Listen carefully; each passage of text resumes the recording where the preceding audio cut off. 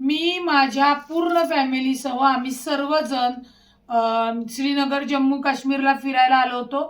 आजचा हल्ला झाल्यानंतर इथले पर्यटक प्रचंड घाबरलेले आहेत आणि आम्ही सर्वजण सुरक्षित आहोत, परंतु पर्यटक एवढे घाबरलेले आहेत की काही काही पर्यटक आजच आलेले आहेत, काही काही 2 वाजता पहलगामवरून निघालेले आहेत आणि 2:30 वाजता ही घटना घडलेली आहे।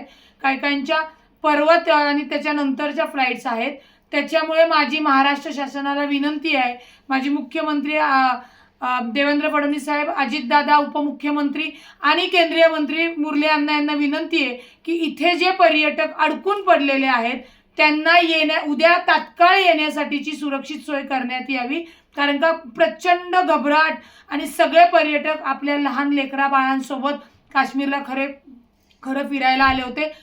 ही घटना म्हणजे मी काल आम्ही पहलगामला गेल्यानंतर आम्हाला असं कोणतंही वातावरण जी परिस्थिती वाटली नाही, परंतु आजची परिस्थिती ऐकून जेव्हा आम्ही गोंदाला म्हणजे गुलमर्गला होतो, गंडोलाला होतो, तेव्हा आम्हाला तातडीने सगळ्यांना तिथला परिसर रिकामा करायला लावला।